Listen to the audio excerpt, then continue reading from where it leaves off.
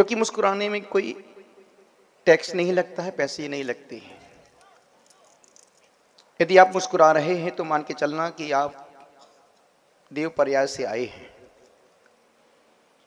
और यदि आपको मुस्कुराना नहीं आ रहा तो मान के चलना कि आप गधे बनने वाले हैं मरने के बाद। इसलिए कभी आपने किसी गधे को मुस्कुराते देखा है? नहीं देखा होगा, और प्लीज देखना भी मत उसको। और यदि कभी कोई गधा मुस्कुरा रहा है तो मान के चलना कि वो मनुष्य बनने वाला है। और यदि इस महफिल में, इस सभा सदन में यदि हम फिर भी मुस्कुरा नहीं पा रहे हैं, चेहरे पर मुस्कान नहीं आ रही है, तो इसका मतलब है कि तुम मन से बीमार हो। मैं जानता हूं एक व्यक्ति भीख मांग रहा है, वो चेहरे पर मुस्कुराहट है, चेहरे पर अटखेलियां हैं। एक व्यक्ति उसको रोज उसकी झोली में कुछ रुपए डाल के आगे जाता है, अब वो मुस्कुरा के पैसा लेता है। कभी उसको 1 रुपए मिलते, कभी 50 पैसे, कभी 5 रुपए, कभी 2 रुपए, कभी 10 रुपए। लेकिन जब भी वो पैसा लेता है चेहरे पर मुस्कुरान, एक आनंद रहता है। उस दिन उस व्यक्ति ने उससे पूछा कि यार तू भिखारी है, गरीब है, परेशान है, लेकिन जब जब भी मैं तुझको पैसा देता हूं तेरे चेहरे पर मुस्कान आ जाती है। वो और मुस्कुराने लगा।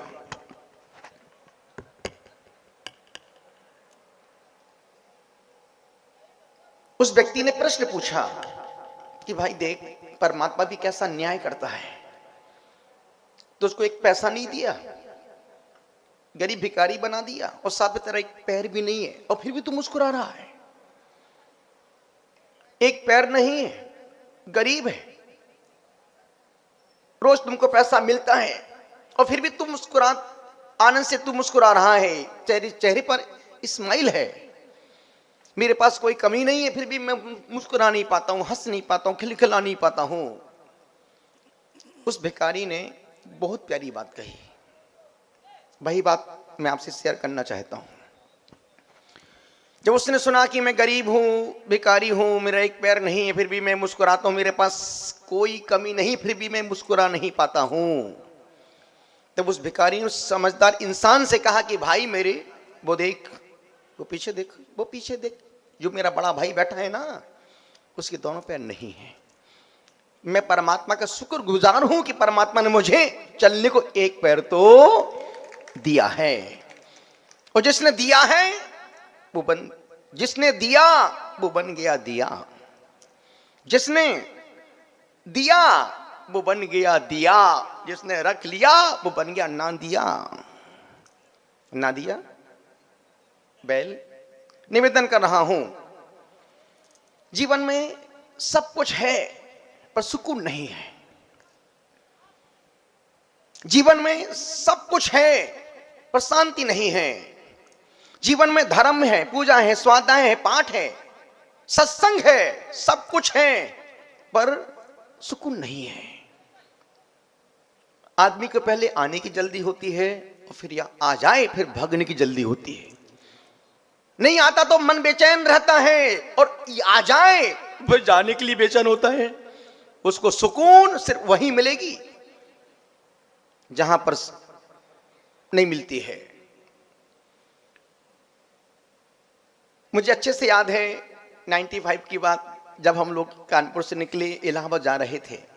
इलाहाबाद पहुंच गए, गुरुदेव का प्रवचन था, पब्लिक प्रवचन था, और गुरुदेव ने एक मुस्कुराहट पर प्रवचन दिया कि जिंदगी में पैसा हो ना हो,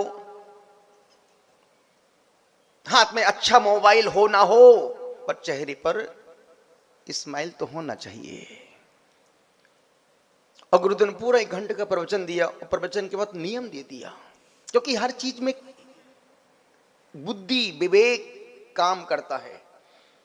हर समय मुस्कुराना वो भी अच्छा नहीं है। द्रौपदी ने, दुर्योधन गिर गया था, अंधे का पुत्र अंधा, ये तो एक मुस्कुराहट, लेकिन उस मुस्कुराहट में कसकती, उस मुस्कुराहट में अपमान था। कब किस समय मुस्कुराना, इसका विवेक होना चाहिए। गुरुदेव ने एक नियम दे दिया कि भाई जब आप यहां से घर जाओ, रास्ते में जो भी मिले उसको देख के, ये सब कुछ मैं ही बोलूं क्या, उसको देख के मुस्कुराना। अब लगा इसमें कुछ लोग जिंदा बैठे हैं, लोगों ने नियम ले लिया। लोग नियम लेते जल्दी हैं, उससे पहले तोड़ने की गलियां खोज लेते हैं। हर व्यक्ति बहुत, आप सम्मिश्र कर जाते हैं, अरे भगवान पारसनाथ पारसनाथ, जय जय पारसनाथ, सावरिया पारसनाथ, तुम्हारे पारसनाथ की जय हो। पारसनाथ की वंदना करते हैं, पारसनाथ तक पहुंच जाते। भगवान मैं पहली बार वंदना करने आया हूं, अब 1 साल तक मैं रात में भोजन नहीं करूंगा।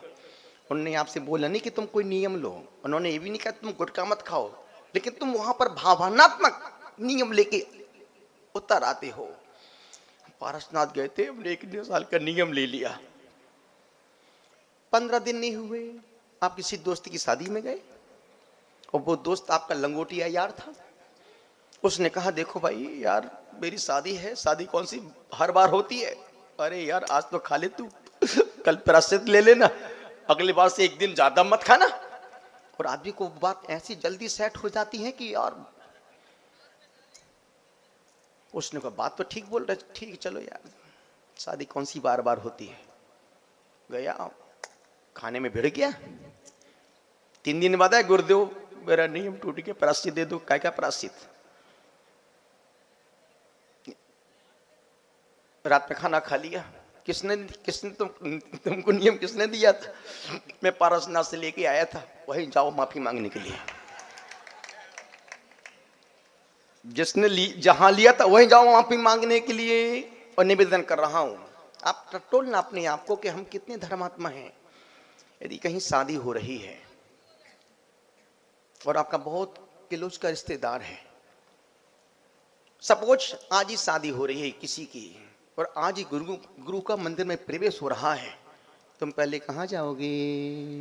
अपने मन से पूछना। तुमने हमेशा धर्म को सेकंड नंबर पे रखा है। हमेशा तुमने धर्म को सेकेंडरी समझा है कि धर्म तो जब टाइम मिले तब चले जाओ।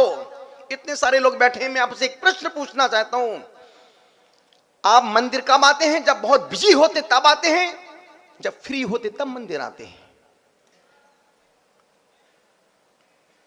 आपसे पूछ रहा हूं, जब बिजी होते तब मंदिर जाते हो, जब फ्री होते तब आते हो?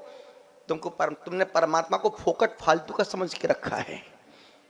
जब फ्री होते चलो यार मंदिर जाके आ जाते हैं, और जब बहुत बिजी होते हो, आज तो मंदिर नहीं है, अरे ऐसा बहुत घर में मेहमान आ गए थे, ससुराल से लोग आ गए थे, आज मैं अभिषेक करने नहीं आ पाया।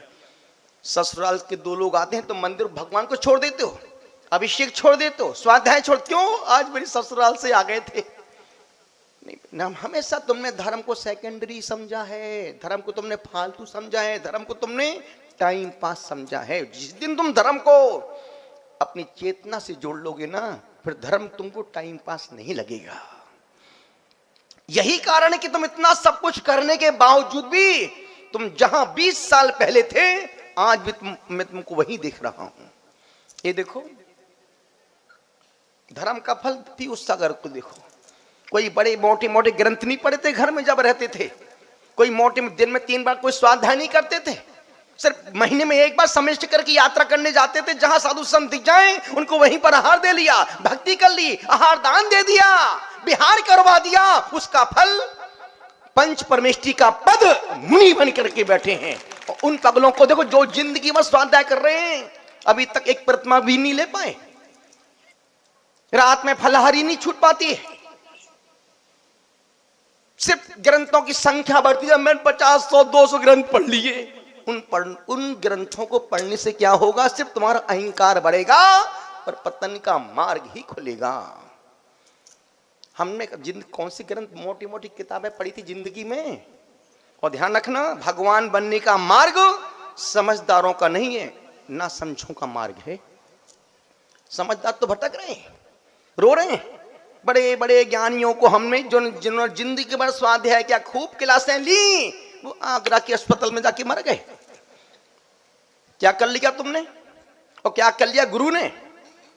निवेदन कर रहा हूं, सिर्फ ग्रंथ को खोपड़ी की खुजलाहट मत बनाओ। एक ग्रंथ पढ़ो और एक बुराई का त्याग करो। एक ग्रंथ पढ़ो, एक बुराई का त्याग करो, दूसरा ग्रंथ शुरू करो उससे पहले। और ग्रंथों में लिखा है आचार्यों ने, जब कभी कोई ग्रंथ पढ़ो, जब तक पूरा ना हो जाए, एक अपनी इष्ट वस्तु का त्याग करो।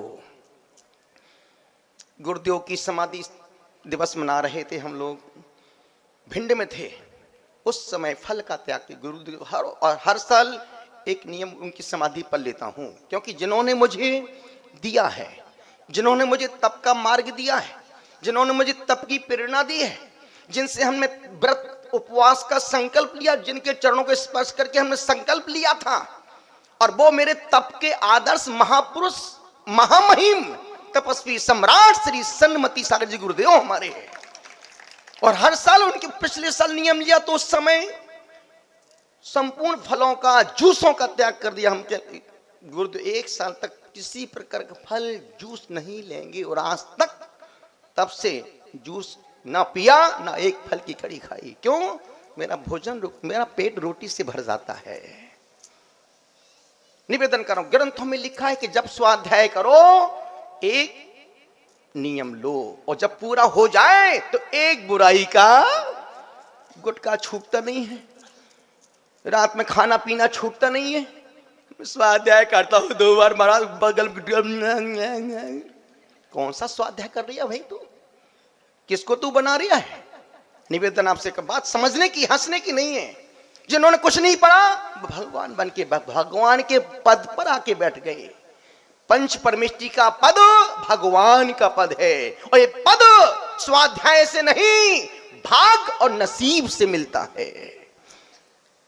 अनुरोध आपसे कर रहा हूं मुस्कुराने की, कि मुस्कुराना भी एक कला है, और ये कला सीखने सिखाने के काबिल है। मुस्कुराना एक कला है, एक कला सीखने सिखाने की। देखो सूरसागर जी महाराज साहब को कौन से मोटे मोटे ग्रंथ पढ़े थे, सिर्फ उन्होंने आहार दान दिया, गुरुओं के पैर दबाए, सेवा की, भक्ति की, और वो मुनि बन के समाधि पूर्वक स्वर्ग में जाके देख रहे हैं कि मेरा बेटा प्रदीप क्या कर रहा है। और वो भी तैयारी, वो भी दीक्षा की तैयारी कर रहे हैं। गुरुदेव बस मुझे 2-3 साल और उसके बाद फिर मुझे भी अपने पिता के पद चिन्हों का आचमन करना है, क्योंकि इन तीनों बेटे 300 बेटों के बराबर है।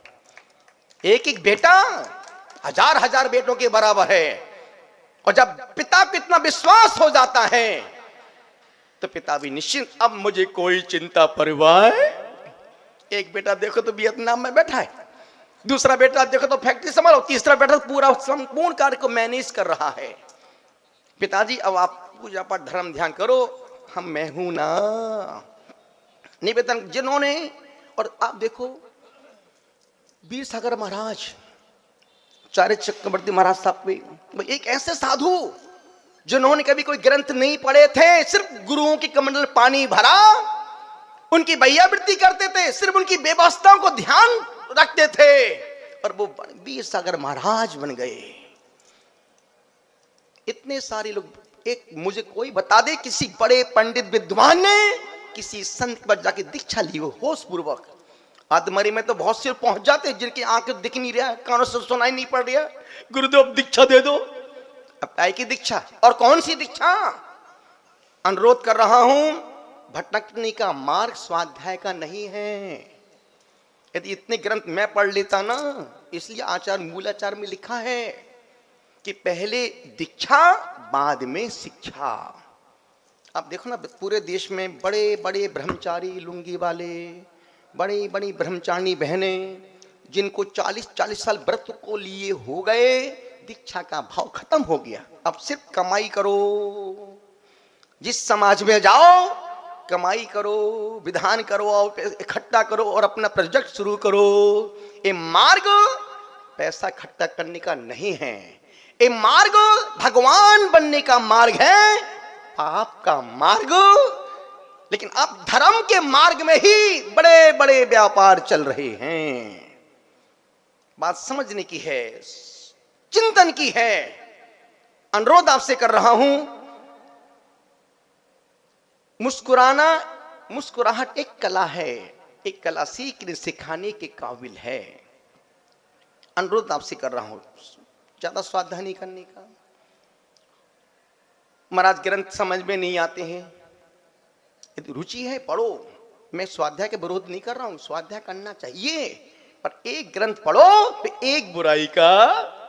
तुमसे तुम्हारे बच्चे बहुत अच्छे हैं, तुमसे तुम्हारे बच्चे बहुत अच्छे हैं, हर साल एक क्लास आगे बढ़ जाते हैं, हर साल एक क्लास आगे बढ़ जाते हैं। तुम्हारा बच्चा 20 साल में कोई इंजीनियर बन रहा है, कोई सीए बन रहा है, कोई आईएएस बन रहा है, कोई मैकेनिक इंजीनियर बन रहा है, कोई जज बन रहा है, कोई वकील बन रहा है, लेकिन बाप वहीं पर बैठा जहां 20 साल पहले था। तुम 20 साल से वही अभिषेक, वही पूजा, जय जय नाथ परम गुरु हो, लड़का मांगो लड़की हो, परम गुरु हो। बात समझने की है, ताली बजाने की बात नहीं है, समझने की है। वो ताली वो बजा रहे हैं जो कुछ भी नहीं करते हैं। निवेदन आपसे कर रहा हूं, अनुरोध आपसे कर रहा हूं, तुमसे तुम्हारे बच्चे बहुत अच्छे हैं, जो कम से कम हर एक साल एक क्लास आगे बढ़ जाते हैं। जो बच्चा 5वीं क्लास पढ़ता था, वो बच्चा एक साल बाद 6th क्लास में आ जाता है।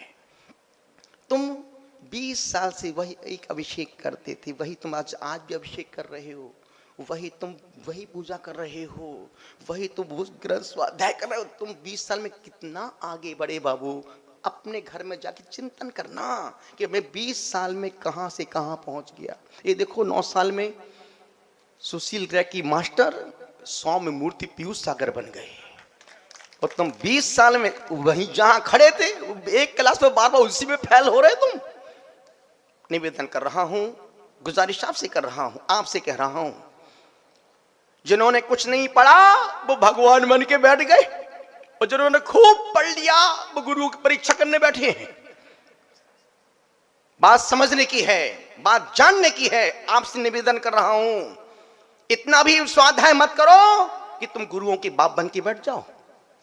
नहीं, बच्चों को खूब पढ़ाओ, खूब लिखाओ, खूब लायक बनाओ, पर इतना भी लायक मत बनाओ कि वो बच्चे अपने माँ बाप को नालायक समझने लगे।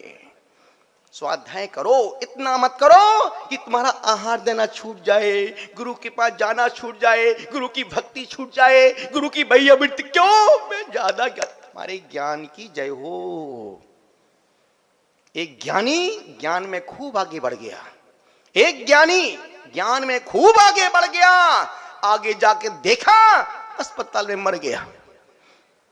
जिंदगी भर का स्वाध्याय का फल मित्रों अस्पताल नहीं है, स्वाध्याय का फल अंधापन भी नहीं है, स्वाध्याय का फल बहरापन भी नहीं है, स्वाध्याय का फल लगड़ापन भी नहीं है, स्वाध्याय का फल अटैक में मरना भी नहीं है। स्वाध्याय का फल धर्मातिमा निकट हो, चर्चा धर्म सुनाए, वो सावधान रखे, गाफिल न होने पाऊं दिन रात मेरे स्वामी।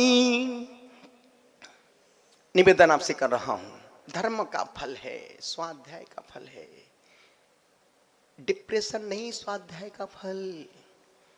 स्वाध्याय का फल मेंटली डिस्टर्ब होना भी नहीं है। स्वाध्याय का फल है अपने मन के दर्पण को रोज मांझो, अपनी चेतना का रोज परिमार्जन करो। स्वाध्याय का अर्थ है मैं कितना सुधर गया हूं। अब मैं हमेशा बोलता हूं अभी मैं अपने आप को और सुधारूंगा, मैं अपने आप को और सुधारूंगा, और तुम हमें सुधार नहीं आओगे। निवेदन आपसे कर रहा हूं, गुजारिश आपसे कर रहा हूं, यही कह रहा हूं। गुरुदेव ने प्रवचन दिया कि आप जब यहां से घर जाओ तो जो भी रास्ते में मिले उसको देख के मुस्कुराना, मुस्कुराना एक कला है, एक कला सीखने सिखाने के काबिल है। वहीं से बात उठाई थी और तुम तो भूल गए कि महाराज जी कहां बोल रहे थे। निवेदन, निवेदन आपसे कर रहा हूं, बस कुछ चीजें सुनने में बहुत अच्छी लगती, जब उनको फॉलो करो तो दांत गीले हो जाते हैं और कान गर्म हो जाते हैं। कुछ चीजें गुरुदेव ने नियम दे दिया, जब यहां से घर जाओ रास्ते में जो भी मिले उसको देख के मुस्कुराना, बस ये। अरे गुरुदेव भाई तो बहुत सरल नियम है, तो बहुत सरल नियम, नियम लेने में सरल लगते हैं, निभाने में छट्टी का दूध याद आता है। और तुम कोई भी नियम लो, हर नियम की परीक्षा होती ही होती है। कोई भी नियम लो, कैसा भी नियम लो, यदि मैं अब बोल दूं प्रदीप बाबू अभी 8 से 8:30 के बीच में दूध याद मत करना, 8 से 8:30 के बीच में दूध याद मत करना, उनका दूध से कोई मतलब नहीं है, लेकिन 7:30 बजे 8 से 7:30 दूध याद नहीं करना मेरे को। गुरुदेव ने नियम दिया, इसमें कोई बहुत बड़ा नियम नहीं है। हमने उनको खाने का नियम नहीं दिया, पीने का नियम नहीं, उसको सिर्फ इतना कहा है कि प्रदीप बाबू आज 8 से 8:30 के बीच में दूध याद, 7:30 बज रही है, गुरुदेव ने नियम दिया 8 से 8:30 बीच में दूध को याद देखना। अभी 7:45 बजे, संदीप बेटा मुझे दूध याद नहीं करना, 8 से 8:30 की नियम दिया गुरुदेव ने मेरे को, बिल्कुल गिलास मेरे सामने लेके मत आना और मुझे बाहर लेके मत जाना। आज गुरुदेव नियम दिया 8 से 8:30 के बीच में दूध याद नहीं करना। 8 में 5 मिनट की देरी है, आज मुझे दूध याद नहीं करना। राजू बेटा दूध लेके मेरे पास मत आना, आज मुझे 8 से 8:30 के बीच में दूध याद नहीं करना। गुरुदेव ने नियम दिया है। और जहां 8 बजने में 10 सेकंड की देरी थी, दूध की मंडी दिमाग में लग गई। दूध दूध दूध दूध दूध दूध दूध याद नहीं करना। जिसको तुम भूलोगे वही चीज तुमको याद आएगी। क्यों, यदि कोई लड़की महिला रो रही हो, उससे कम बेटा मत रो मत रो, और फपक फपक के रोएगी और नाक छनक छनक के रोएगी, अरे और मैं तो पूछो ही मत। उससे बोलो और कस के रो, चिल्ला चिल्ला के रो, 1 मिनट में उसकी आंसू वहीं पर सूख जाएंगे। निषेध में आकर्षण, जिस कार्य को तुम मन को मना करते हो वह कार्य मन जरूर करेगा। यदि पर्दे हम पे छोटा पर्दा लगा दिया जाए और पीछे लिख दिया अंदर झांकना मना है, भले अंदर भैंस बंधी हो, गोबर दे रही हो, बड़े बड़े बुड्ढे बुड्ढे लोग झांक जाओ अंदर क्या हो रही है, जिनके हाथ पैर में दम नहीं, हम किसी चीज से कर झांक अंदर क्या हो रही है। आकर्षण निषेध का है, आकर्षण नहीं बुलाने का है। यदि प्रदीप बाबू ने 200-300 लोगों को बुलाया और उसमें उनके जो 2-3 लोग परिचित चेहरे नहीं आए, उनका दिमाग कहाँ रह गया, वो आए नहीं थे, अब मैं भी ठीक है देख लूंगा, सबका वक्त आता है बाबू, सबका मैं भी देख लूंगा। तो जो 300 है वो महत्वपूर्ण है, जो 3 नहीं आए वो दिमाग में। निवेदन कर रहा हूं आपसे, गुजारिश आपसे कर रहा हूं, नियम दे दिया गुरुदेव ने, जब घर जाओ तो जो भी रास्ते में मिले उसको देख के मुस्कुराना। मेरा समय पूरा हो रहा है, 2-3-4 मिनट बचे हैं। एक लड़का, क्योंकि मैं कोई बात हवा में नहीं बोलूंगा, महावृत्ति हूं, आचार्य के पद पर बैठा हूं, ना कोई हवा में लठ मारूंगा, जो बोलूंगा प्रैक्टिकल बोलूंगा, जो बोलूंगा आगम से बोलूंगा, भले तुमको समझ में नहीं आए, गैस बन जाए कोई टेंशन नहीं, गैस निकालना भी अच्छी आती मेरे को। निवेदन आपसे कर रहा हूं, एक लड़का रात में वैयावृत्ति करने के लिए आए गुरुदेव की, 7:30-8 बजे का समय था, मैं भी गुरुदेव के पैर दबा रहा था। जब वो सुबह पंडाल में था तब तो बिंदास फ्रेश था, जब माथे पट्टी बंधी थी उसकी, गुरुदेव ने कहा हो गुरुदेव आपके आशीर्वाद का फल है। पागल, तू सुबह तो अच्छा था, मेरे आशीर्वाद तेरा माता कैसे फोड़ दिया। नहीं गुरुदेव आपके ये आशीर्वाद है। गुरुदेव मैं पहली बार प्रवचन में आपके आया था और आपने कहा कि जब घर जाओ तो जो भी रास्ते में देखो उसको देख के मुस्कुराना। गुरुदेव की लड़की कॉलेज से आ रही थी, मैंने उसको देख के 3 बार मुस्कुरा दिया। उसने उठाया, भाटा दिया माथे पर, पूरा फट गया। तुम्ही ने दर्द दिया, तुम्ही ने दर्द दिया, अब तुम ही दबा देना। तो कब मुस्कुराना, किस समय मुस्कुराना? यदि कोई गिर गया, देखो मजे वो गिर गया, ऐसा मुस्कुराहट कसाय में कारण है। और हंसना भी एक कसाय है, पर सहज हंसना पुण्य प्रकृति है। किसी पर हंसना, किसी पर कमेंट्स मारकर हंसना, व्यंग्यात्मक हंसना, वो 9 कसाय में एक कसाय है नहीं। यदि आप अच्छे शिक्षक हैं और यदि आप क्लास में मुस्कुराते मुस्कुराते जा रहे हैं तो बच्चों का चेहरा और खिल जाते हैं, मेरे टीचर्स कितने मुस्कुरा रहे हैं। क्योंकि मुस्कुराहट में एक वशीकरण मंत्र है। पैसा हो ना हो, पर 3 चीजें व्यक्ति के पास होना चाहिए। पैसा हो ना हो, कपड़े साफ सुथरे हो ना हो, खाना अच्छा हो ना हो, पर 3 चीजें प्रत्येक व्यक्ति के पास होना चाहिए। चेहरे पर मुस्कुराहट हो और वाणी व्यवहार किंचित भी हल्का ना हो। वाणी अच्छी है, व्यवहार अच्छा है, तो गरीब से गरीब आदमी तुम्हारे दिल पे राज कर सकता है। और पैसा खूब है, उससे ज्यादा अकड़ है, मरघट ही लेके जाएगा।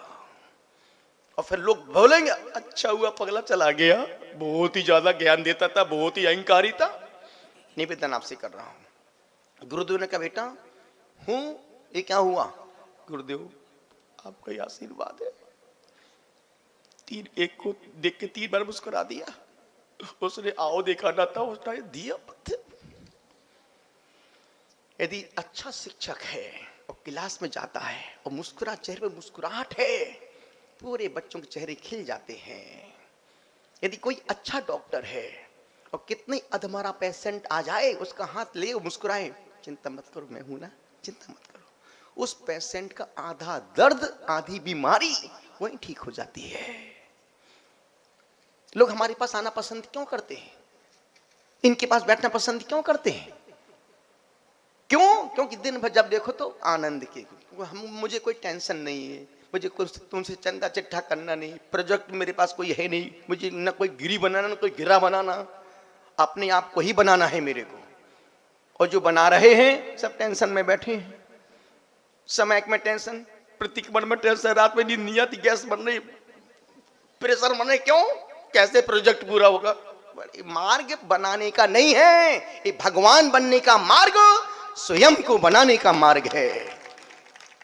कोई बीमारियां नहीं है, बिल्कुल बिंदास, फ्री टच, नजर न लगे, थू थू थू थू, एकदम, ना बीपी ना फीप, कोई लपड़ झपड़ नहीं, कोई शुगर फुक कुछ नहीं, आनंद की जिंदगी जी रहे हैं, प्रेम प्रसन्नता की जिंदगी। जो आते हैं देख के मुस्कुराता हूं, नहीं आते खिलखिलाता हूं, मेरा समय तो बच गया। यदि अच्छा डॉक्टर है और कोई पेशेंट आता है, उसका हाथ में, चिंता मत, मैं हूं ना, कुछ नहीं होगा, सब ठीक हो जाएगा। बस सोचो, मुस्कुराहट एक औषधि है। यदि आप अच्छे बिजनेसमैन हैं और हंस के मुस्कुरा के उससे आप डील करते हैं, बात करते हैं, तो बंदा 10 लाख का माल लेने वाला व्यक्ति 20 लाख का माल लेके चला जाएगा। अरे यार साहब, बड़ा अच्छा बिजनेसमैन। आज की संपूर्ण जीवन की सफलता का राज है तुम्हारी मुस्कुराहट। मुस्कुराहट में ध्यान रखना,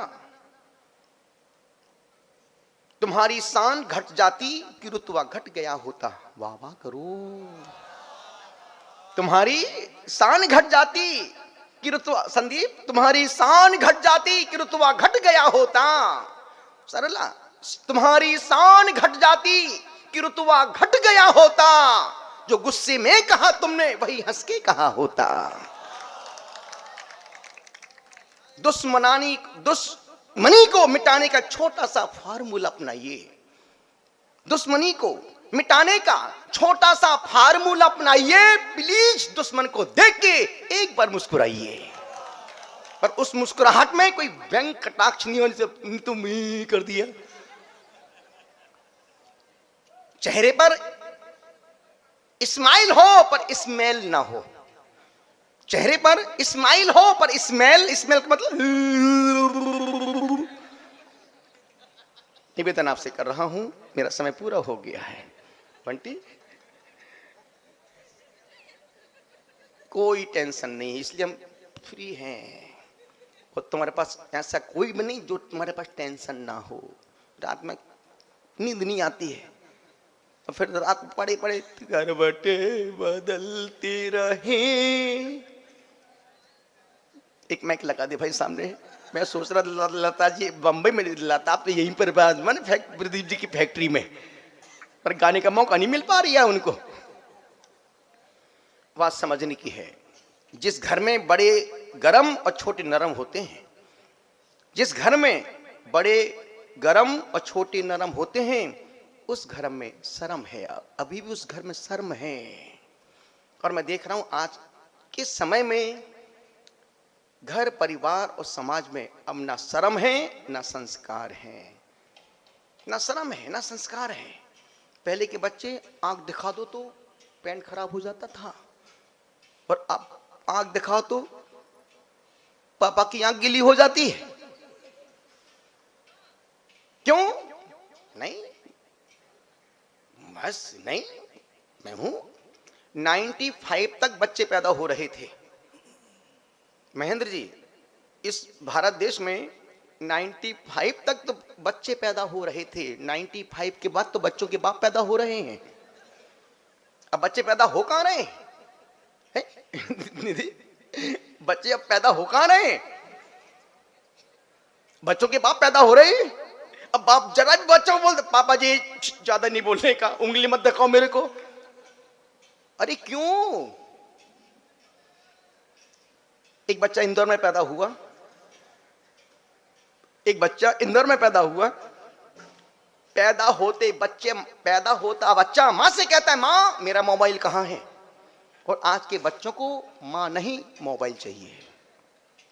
आज के बच्चों को मां नहीं धार्मिक क्या चाहिए? मोबाइल। 2 एप्पल का चाहिए महाराज, मुझे मम्मी पम्मी नहीं चाहिए।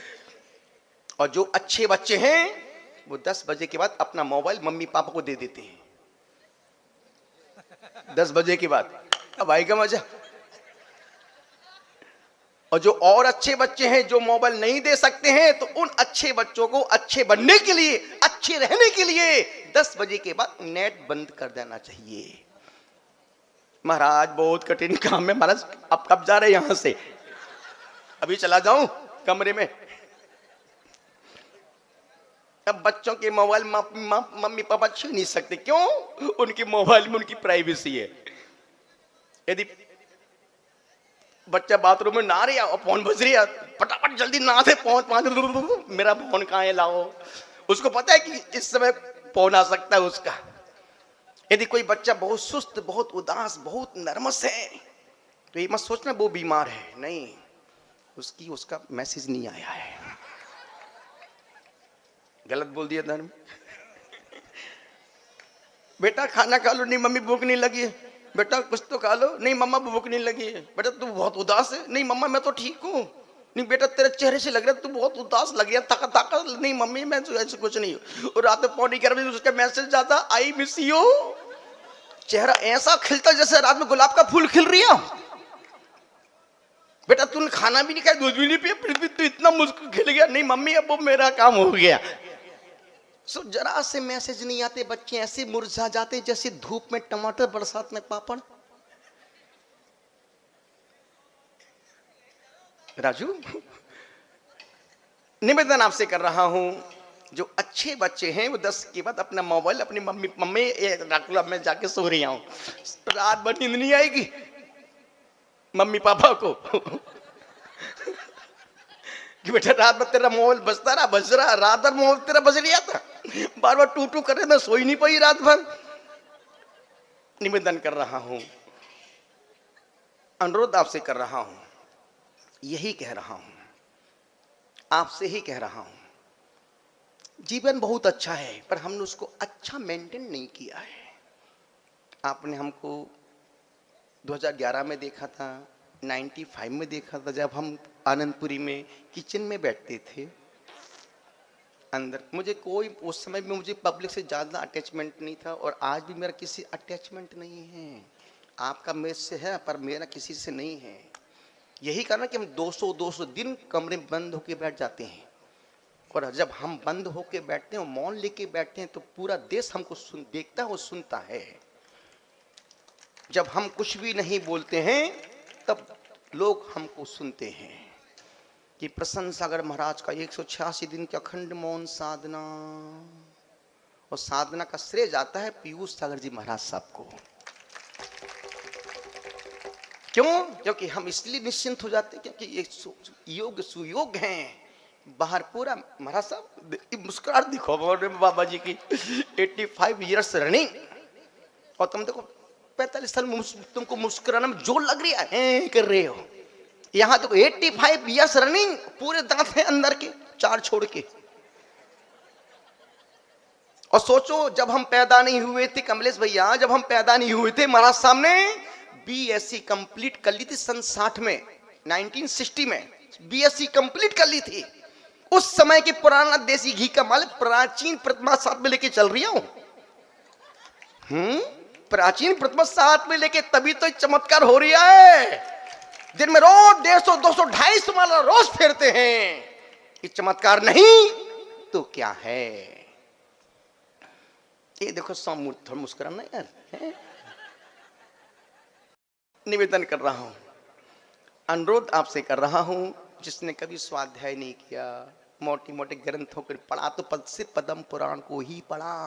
वो पद्म पुराण का फल ये मिला कि मुनि पीयूष सुशील से रैकी मास्टर मुनि पीयूष सागर जी महाराज तुम्हारी कानपुर शहर में तुमको इस बताने आए कि देख मैंने कुछ नहीं किया था।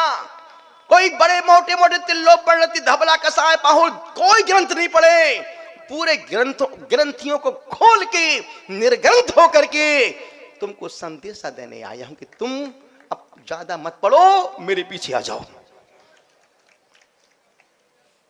ज्यादा मत पढ़ो, ज्यादा जितना पढ़ोगे उतना ज्यादा उलझोगे।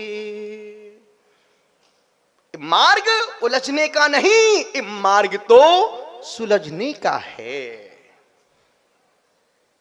आपसे निवेदन कर रहा हूं, आपको मेरी बातें लग भी रही होंगी, लगने दो, क्योंकि मुझे 1 तारीख को जाना ही है यहाँ से। क्या कल चतुर्मास के लिए तो आए नहीं, में सब खूब चतुर्मास अच्छा लगा भाई।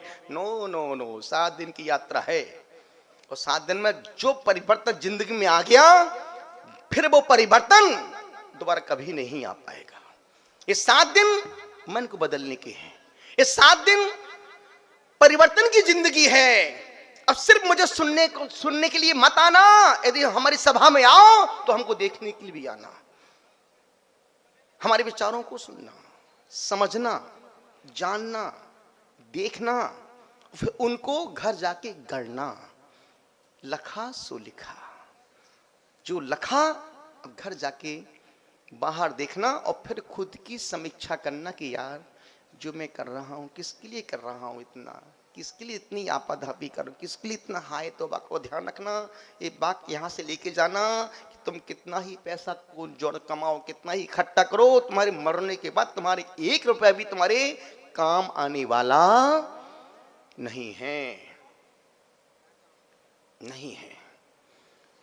इसलिए जिंदगी में कुछ करो मत करो, पर धर्म को इकट्ठा करो, पुण्य को कमाओ। अभी तुम्हारा पुण्य 1 रुपया जितना है, वो खर्चा 10 रुपए का है। जैसे कमाई 1 रुपए की है, वो खर्चा 6 रुपए का है। यही कारण कि आदमी उस ब्याज से, लोन से उब नहीं पा रहा, निकल नहीं पा रहा है। ये मार्ग भगवान बनने का मार्ग है। तो मैं क्या, जिस घर में बड़े गरम छोटे नरम हैं, तो उस घर में अभी भी शर्म है, और जिस घर में छोटे गरम बड़े नरम हैं, अब उस घर में बेशरम है।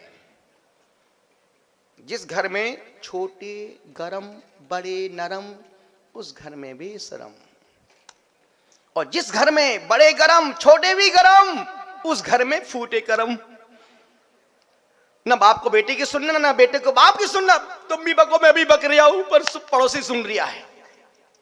निवेदन आपसे कर रहा हूं, जैन दर्शन लाखों करोड़ों जन्मों की पुण्याई का फल है, और तुम्हें तो ये जैन धर्म फोकट में मिल गया है, इसलिए तुम उसकी कद्र नहीं कर रहे हो।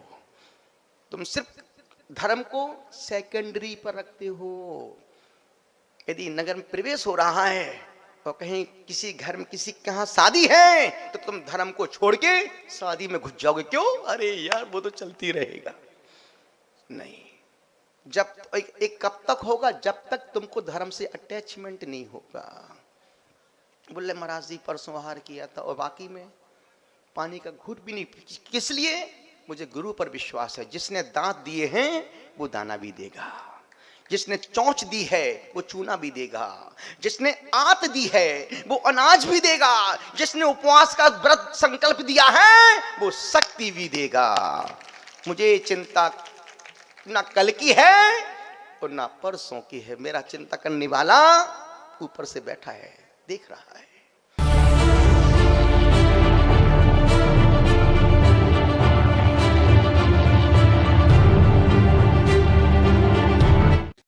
मुनि जीवन के आधार अंतर मना विनती करो स्वीकार।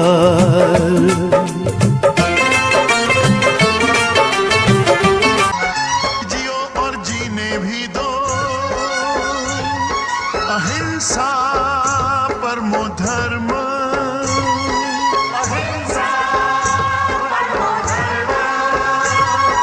जीने का अधिकार है सबको।